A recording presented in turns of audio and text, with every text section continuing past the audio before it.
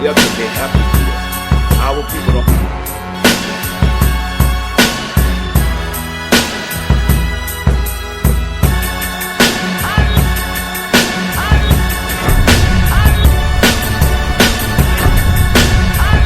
Versus pigeonholing myself in one type of investment.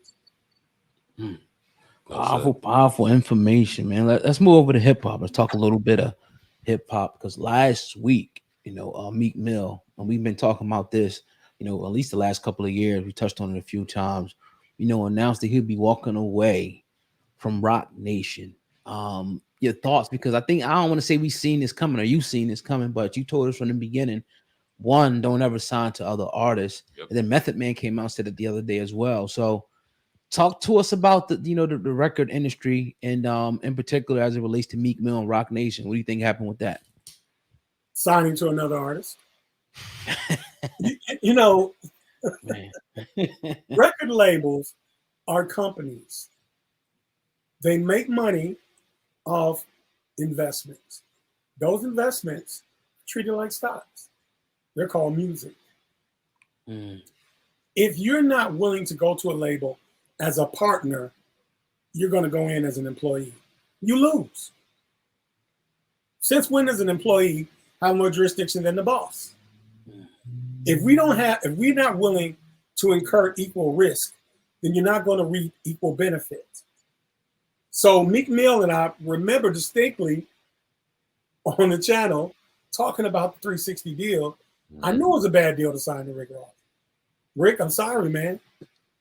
It's true. You don't know the music business. You're an artist. Most artists that open up subdivision labels are S-corps of a major label.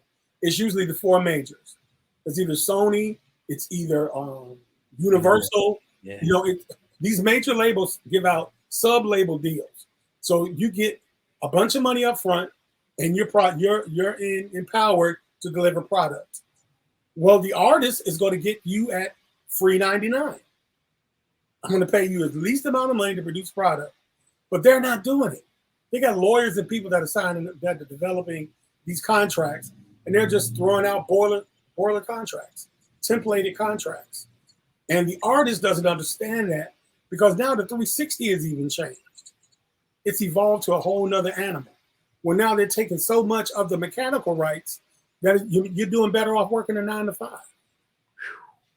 And so it's just not incumbent in 2022 with the access and the advent of music digitally.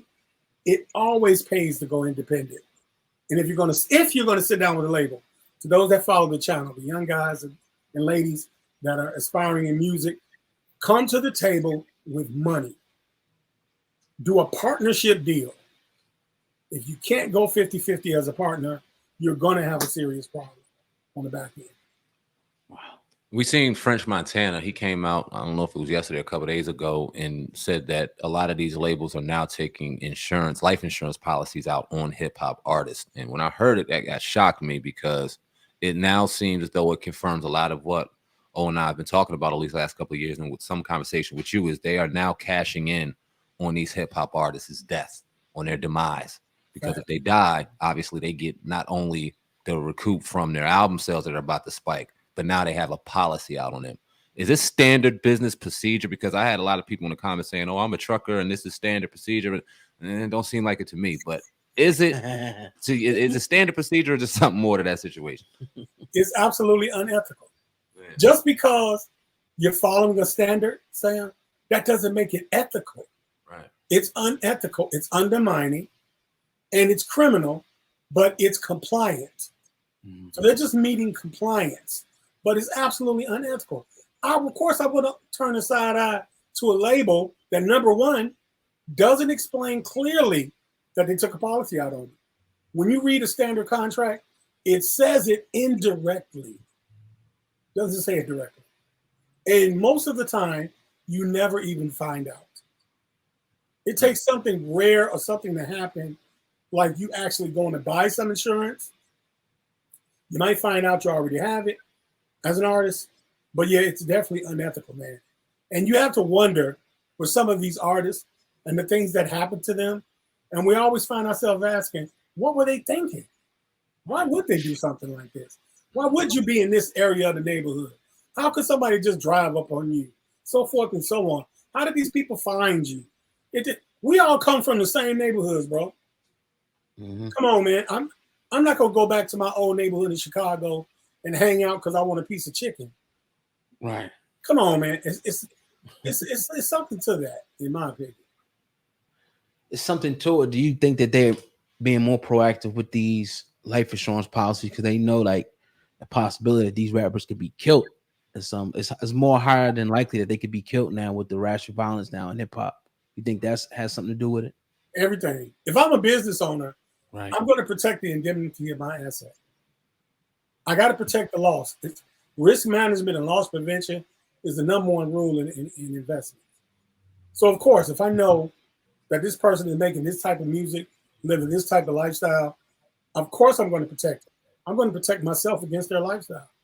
I'm not necessarily going to ask them to change because that's what's getting them sales.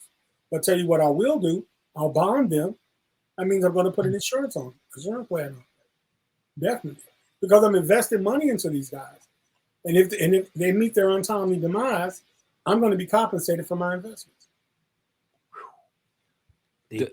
Does an independent union make sense in hip hop? Put it in hip hop and R&B or music in general. Like, and what I mean by that is having somebody that represents the artist kind of go against some of the shit that you see the labels doing, i.e., life insurance policies or 360 deals or things like that, or is it just like a dog eat dog world and you just a victim of the system that is the music industry?